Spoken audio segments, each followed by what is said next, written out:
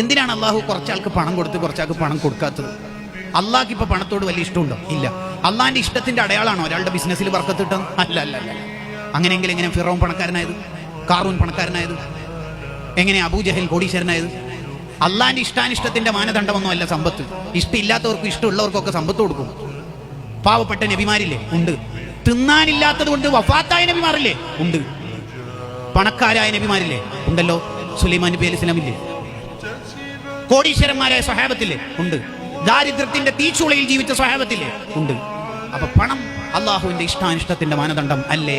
അല്ല. പിന്നെന്തിനാ അള്ളാഹു ഇങ്ങനെ സംവിധാനിച്ചത്? പണക്കാരന് പാവപ്പെട്ടവനോട് കമ്മിറ്റ്മെന്റ് ഉണ്ടോ എന്ന് അറിയാനാണ് ചിലരുടെ കയ്യിൽ പണം കൊടുത്ത് ചിലർക്ക് പണം കൊടുക്കാതെ അള്ളാഹു ഇങ്ങനെ നിരീക്ഷിക്കുന്നത്.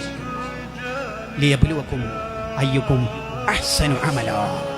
എങ്ങനെയുണ്ട് നിന്റെ പണം കയ്യിലെത്തുമ്പോൾ നിന്റെ മനസ്സും നിന്റെ ജീവിതവും എന്ന് നോക്കാനാണ്. അതിനാ അള്ളാഹു സംവിധാനിച്ചത്. സത്യത്തിൽ നമ്മുടെ ഒക്കെ കയ്യിലുള്ള പണം നമ്മുടെ പണമാണെങ്കിൽ നമ്മൾ മരിച്ചു കഴിഞ്ഞിട്ട് പിന്നെ ആരോ ഒരു കറാമത്ത് മൊഴിജിതത്ത് കൊണ്ട് നമ്മൾ വീണ്ടും എഴുന്നേൽപ്പിച്ചു. ഈ മരിച്ചതിന് ശേഷം അനന്തര സ്വത്ത് ഓഹരി വെച്ച പണം നമ്മുടെ മിൽക്കിലേക്ക് അധികാരത്തിലേക്ക് തിരിച്ചു വരുമോ ഇല്ലയോ? ഇല്ല. അപ്പൊ മനസ്സിലായി നമ്മളല്ല പോയി. ഇത്രയേ ഉള്ളൂ. ഉപ്പ 25 കൊല്ലമായി കെട്ടിവെച്ചിരിക്കുന്ന വാച്ചാണ്. നമ്മളെല്ലാം ഉപ്പാന്റെ ഊരിയെടുത്തു. ഇനി കബറിലേക്ക് പോകുമ്പോൾ വെറും 3 കഷ്ണം തുണികളല്ലേ ഉള്ളൂ. ആ വാച്ച് ഉപ്പാന്റെ കയ്യിൽ തന്നെ കിടക്കട്ടെ എന്ന് ഏതെങ്കിലും ഒരാൾ പറയോ? ഇല്ല. അവസാനമുള്ള വാച്ചും ഊരിയെടുത്തു. ഉമ്മാമാന്റെ ചെവിയിൽ മുഴുവൻ സ്വർണ്ണ. ചില നാട്ടിൽ അതിന് അലിക്കത്ത് എന്നൊക്കെ പറയും. ഓൾറെഡി കാത് കുത്തിയതിന്റെ പുറമെ ഇവിടെ എല്ലാം സ്വർണം. അത് മുഴുവൻ ഊരി 98 വയസ്സുള്ള ആയിഷ ഹജ്ജുമ്മയുടെ ചെവി താണ് വന്നിട്ടുണ്ട്. ഒരു ചെറിയ തരി പൊന്നേ ഇനി ബാക്കിയുള്ളൂ. അത് ഊരിയെടുക്കാൻ കഴിയുന്നില്ല.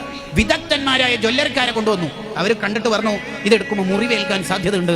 ഏതെങ്കിലും ഒരു പേരക്കുട്ടിയായ ആയിഷയോ ഫാത്തിമയോ അല്ലെങ്കിൽ ഫൗസിയോ പറയോ കിടക്കട്ടെ ഉമ്മാമാന്റെ ചെവിയിൽ? ഇല്ല. അവസാനത്തെ തരി വരെ പൊരിച്ചെടുത്ത് കൊണ്ടുപോയിട്ടല്ലാതെ ഖബറിലേക്ക് നീക്കൂല. പിന്നെ എന്തിനാ ചങ്ങായിമാരെ ഈ പിശുക്കൊക്കെ? ആർക്ക് വേണ്ടിയിട്ടാ ഈ പിശുക്ക് കാണിക്കണത്? അതാ അഹ്മദ് ബിൻ ഹംബൽ റളിയല്ലാഹു അൻഹു ചോദിച്ചത്, അല്ല പകരം തരും എന്ന് പറഞ്ഞിട്ടും നീ പിശുക്ക് കാണിക്കുകയാണെങ്കിൽ നിന്നോട് എന്താ പറയേണ്ടത്? അല്ല പകരം തരും എന്നല്ലേ പറഞ്ഞത്, എന്നിട്ട് എന്തിനു നീ പിശുക്ക് കാണിക്കുന്നു എന്നാണ് അഹ്മദ് ബിൻ ഹംബൽ റളിയല്ലാഹു അൻഹുവിന്റെ ചോദ്യം. ഇതൊരു അർത്ഥവത്തായ ചോദ്യമാണത്. നിങ്ങൾ ആലോചിച്ചു. കുറച്ച് ടൈറ്റ് ആണ്, ബിസിനസ് കുറച്ച് ഡള്ളാണ്. അങ്ങനല്ല, അങ്ങനെ ആ പരിപാടിയൊന്നുമില്ല. വന്നവർക്ക് മുഴുവനും കൊടുക്കുക. കഫം മുടക്ക് കീശയില്ലായി ഒന്നും കൊണ്ടുപോകാൻ കഴിയില്ലല്ലോ. വലിയ ഫോൺ പോയിട്ട് ചെറിയ ഫോൺ വരെ കൊണ്ടുപോകാൻ കഴിയില്ല. എന്തിനാ ഈ കെട്ടിപ്പൂട്ടി വെക്കുന്നത്? ഉള്ളത് കൊടുത്താൽ അവിടെ ബാക്കിയുണ്ടാവും. ഇപ്പൊ ഒരു ബക്കറ്റ് നമ്മുടെ ഇടയിലൂടെ പോയി. ഇനി ആ ചാൻസ് നമുക്ക് ജീവിതത്തിലില്ല. ഇന്നല്ലെങ്കിൽ നാളെ നമ്മൾ മരിച്ചാൽ നമ്മൾ ലാസ്റ്റ് ചെയ്ത സ്വതക്ക ആ ബക്കറ്റിൽ ഇട്ടതായിരിക്കും. അങ്ങനെ നമ്മൾ ചിന്തിക്കണം.